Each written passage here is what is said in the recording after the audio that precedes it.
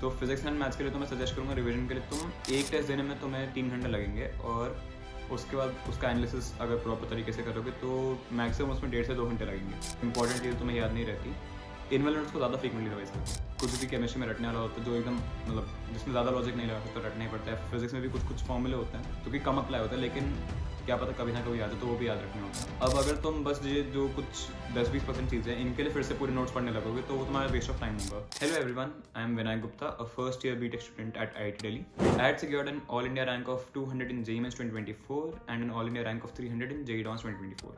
आज की ये वीडियो मैंने 2025 एस्पिरेंट्स के लिए बनाई है जिनका नेक्स्ट महीने JEE Mains है। तो क्योंकि टाइम कम है और चीज़ें बहुत सारी डिस्कस करनी है, I will try to keep this video short ताकि ज़्यादा टाइम भी वेस्ट ना हो तुम्हारा और सारे इंपॉर्टेंट पॉइंट्स भी डिस्कस हो जाए। सबसे पहले तो शुरू करते हैं टेस्ट से।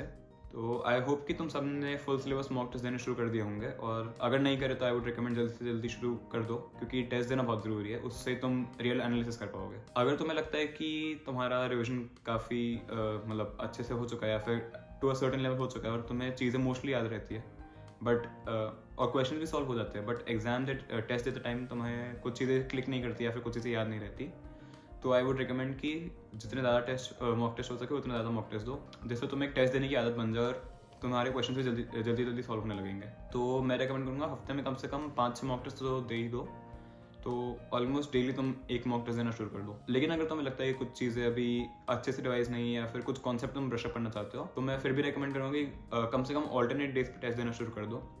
इससे तुम्हारे मॉक टेस्ट भी शुरू हो जाएंगे फुल सिलेबस, तो टेस्ट का एक तुम्हें अंदाज़ा लगता रहेगा और साथ ही साथ तुम्हारे पास बाकी चीज़ें करने के लिए भी टाइम बच जाएगा क्योंकि एक दिन तुम्हारे पास पूरा खाली होगा, फिर अगले दिन तुम टेस्ट दे सकते हो। अब एक टेस्ट देने में तुम्हें 3 घंटे लगेंगे और उसके बाद उसका एनालिसिस अगर प्रॉपर तरीके से करोगे तो मैक्सिमम उसमें 1.5 से 2 घंटे लगेंगे। तो एक टेस्ट जो है तुम्हारा ज़्यादा से ज़्यादा बस 5 घंटे रहेगा एक दिन में, तो उसके अलावा भी तुम्हारे पास काफ़ी टाइम बचा होगा जिसमें तुम और चीज़ें कर सकते हो जो कि मैं भी बताने वाला हूँ। सबसे पहली चीज़ जो मैं बोलूँगा तुम्हें इस टाइम में करनी है वो है कि तुम्हारा सब्जेक्ट एकदम अपने टिप्स पे लेके आना है। फिजिक्स, मैथ्स और फिजिकल केमिस्ट्री के फॉर्मूले तो एकदम रटे हुए होने चाहिए और जो बाकी सब्जेक्ट्स है ऑर्गेनिक और इनऑर्गेनिक उनकी भी थोड़ी अच्छे से याद होनी चाहिए।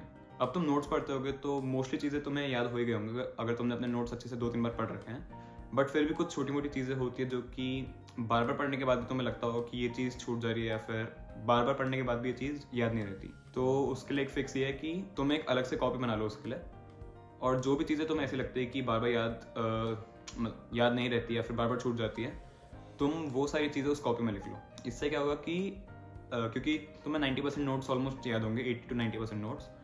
अब अगर तुम बस ये जो कुछ 10-20% चीज़ें हैं इनके लिए फिर से पूरे नोट्स पढ़ने लगोगे तो वो तुम्हारा वेस्ट ऑफ टाइम होगा क्योंकि मोस्टली चीज़ें तुम्हें याद है। तो जो ये वाली चीज़ है तुम अलग से नोट डाउन कर लो ताकि तुम्हारे नोट्स में भी रहेगी कि ये चीज़ें याद करने में तुम्हें दिक्कत होती है और तुम इन वाले नोट्स को जो इंपॉर्टेंट चीज़ें तुम्हें याद नहीं रहती इन वाले नोट्स को ज़्यादा फ्रीक्वेंटली रिवाइज करो, तो ये भी तुम्हें धीरे धीरे याद होने लग जाएगी। अब ये जो नोट्स रिवाइज करने से जो मेनली फ़ायदा होगा वो केमिस्ट्री के लिए होगा। फिजिक्स एंड मैथ्स के लिए ये मतलब नोट्स रिवाइज करने से इतना अच्छा रिवीजन नहीं होगा। तो फिजिक्स एंड मैथ्स के लिए तो मैं सजेस्ट करूँगा रिवीजन के लिए तुम एक हफ्ते में एक बार नोट्स पढ़ लिया करो और बाकी टाइम जो तुम्हारे पास होगा उसमें तुम उसके क्वेश्चन प्रैक्टिस करो। या तो पुराने क्वेश्चन को रिवाइज कर सकते हो या फिर कुछ नए क्वेश्चन ट्राई आउट कर सकते हो, बट इंपॉर्टेंट है कि क्वेश्चन तुम्हें प्रैक्टिस करना है और इसका भी ध्यान रखना है कि उस टॉपिक के ज़्यादा क्वेश्चन प्रैक्टिस करो जो तुम्हें लगता है कि तुम्हारा रिलेटिवली वीक है या फिर तुम्हें एक पैटर्न नोटिस हो रहा है कि कंसिस्टेंटली इसी टॉपिक से तुम्हारे क्वेश्चंस जो है टेस्ट में छूट रहे हैं या फिर मार्क्स कट रहे हैं, तो उन टाइप के क्वेश्चन पर ज़्यादा ध्यान दो। ऑल्सो ये जो तुम्हें एक डायरी बनाने को बोली है वो इंपॉर्टेंट टॉपिक्स वाली, उसको बनाने में आलस मत करना। तुम ये मत सोचना कि अभी इतना कम टाइम बचा तो इसको बनाने में टाइम वेस्ट करने से क्या फ़ायदा होगा, क्योंकि उसको बनाते टाइम भी तुम्हारा एक अच्छे से रिविजन हो जाएगा सब्जेक्ट का। मैंने भी इसी टाइम के अराउंड अपनी डायरी बनाई थी। इनफैक्ट मैंने एक छोटी सी मतलब पॉकेट डायरी टाइप्स बना ली थी जिसको मैं हमेशा अपने साथ रखता था, तो जब भी चलते फिरते टाइम मिलता था मैं उसको रिवाइज करते रहता था या फिर खाते टाइम भी उसको रिवाइज कर लेता था। इससे जो भी मेरे को कुछ चीज़ें थी जो मेरे को याद नहीं रहती थी फिजिक्स और केमिस्ट्री दोनों में, वो मेरे को अच्छे से याद हो गई थी। जैसे कुछ भी केमिस्ट्री में रटने वाला होता है जो एकदम मतलब जिसमें ज़्यादा लॉजिक नहीं लगा सकता, रटना ही पड़ता है। फिजिक्स में भी कुछ फॉर्मूले होते हैं जो कि कम अप्लाई होता है, लेकिन क्या पता कभी ना कभी याद है तो वो भी याद रखने होते हैं। तो ऐसी चीज़ें तुम इस डायरी में लिख सकते हो। सेकंड चीज़ जो इंपॉर्टेंट है वो है कि एनसीईआरटी तुम्हें कवर करनी है। अगर तुमने अभी तक भी एनसीईआरटी नहीं पढ़ी है तो इट्स ओके, कोई मतलब ज़्यादा दिक्कत नहीं, चिल है। मैंने भी इस टाइम के अराउंड ही मतलब ढंग से एनसीईआरटी पढ़नी शुरू करी थी, और एनसीईआरटी भी मैथ्स की तो तुम्हें पता ही ज़्यादा इंपॉर्टेंट बिल्कुल भी नहीं है, फिज़िक्स की भी मैंने पढ़ी थी बट इतनी इंपॉर्टेंट नहीं लगी। जो मेनली एनसीईआरटी इंपॉर्टेंट है वो केमिस्ट्री की है। और क्योंकि अब तुम एकदम एंड के टाइम पे एनसीईआरटी पढ़ रहे हो तो तुम्हारा पूरा सिलेबस हो ही चुका है, इसलिए तुम्हें एनसीईआरटी पढ़ना मोस्टली एज रिविजन ही फील करेगा। लाइक तुम्हें लगा कि मोस्टली चीज़ें तुमने ऑलरेडी पढ़ रखी है, लेकिन जो कुछ थोड़े बहुत पॉइंट्स होंगे जो तुम्हें नहीं मिले, जो तुम्हें लगता है कि तुमने नहीं पढ़ रखे, उसको तुम्हें एक अलग से कॉपी में नोट डाउन कर लेना। जिससे क्या होगा कि तुम्हें एनसीईआरटी फिर से नहीं पढ़नी पड़ेगी, क्योंकि एक तरह से तुम्हारा जो नोट्स है वो रिवाइज होते रहेंगे और दूसरी तरफ से कॉपी पढ़ लोगे तो मोस्टली चीज़ें नोट्स में कवर्ड है वो तुम्हें रिवाइज होगी, और जो ये कॉपी बची हुई चीज़ें इस कॉपी में कवर होगी। तो एनसीईआरटी फिर से पढ़ने की जरूरत नहीं है। ऐसे करते रहोगे तो तुम्हारी एनसीईआरटी भी कवर हो जाएगी। और एक और इंपॉर्टेंट चीज़ ये है कि लैब मैनुअल जरूर पढ़ लेना, केमिस्ट्री और फिजिक्स दोनों की।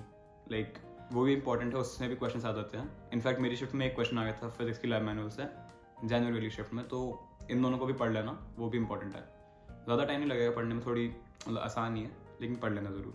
अब मेनली तो मैं जो बचा हुआ टाइम है ये सारी चीज़ें करनी जो मैंने अभी बताई है, लेकिन फिर भी एक बार समराइज़ कर देता हूँ। सबसे पहले तो तुम्हें टेस्ट देने पे ध्यान देना है, और जो मैंने तुम्हें अभी ये 2 कॉपीज बनाने को बोली है, एक एनसीईआरटी वाली कॉपी और एक दूसरी कॉपी इंपॉर्टेंट चीज़ों की जो तुम भूल जाते हो। ये कॉपी तुम कोशिश करो जल्दी से जल्दी बना लो, लाइक कोशिश करो नेक्स्ट वीक तक इसको कंप्लीट कर दूँ।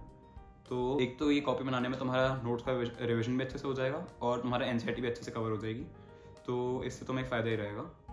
फिर जब तुम ये कॉपी बना लो उसके बाद से तुम ये पैटर्न फॉलो करना कि टेस्ट तो अपने रेगुलरली जो दे रहे हो वो देते ही रहो और उसका एनालिसिस करते रहो। साथ ही साथ रोज़ ये दोनों कॉपीज़ कम से कम एक बार पढ़ना। तो एनसीईआरटी और जो चीज़ें तुम बोलते रहते हो, जो भी मतलब एकदम छोटे मोटे पॉइंट्स होते हैं, वो तुम्हें रिवाइज होते रहेंगे, क्योंकि दिक्कत इन पॉइंट्स में आती है। क्योंकि 90% सिलेबस तुम्हें याद हो जाएगा, बस जो कुछ चीज़ें रह जाती है जो तुम कवर नहीं कर पाते, इसकी वजह से तुम्हारी रैंक थोड़ी पीछे हो जाती है। तो अगर तुम इनको भी कवर करके चलोगे तो तुम भी एकदम टॉप रैंक्स को एम कर सकते हो। इसलिए रोज़ की रोज़ ये दोनों कॉपीज़ कम से कम एक बार रिवाइज करनी है। टाइम मिले तो और ज़्यादा रिवाइज कर लेना।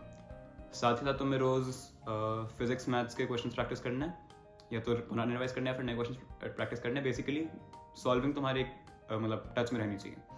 और तीसरी चीज़ है कि पूरे हफ्ते में एक बार या 2 हफ्तों में एक बार अपने सारे सब्जेक्ट्स के जो मेन नोट्स है वो कम्प्लीटली रिवाइज कर लो।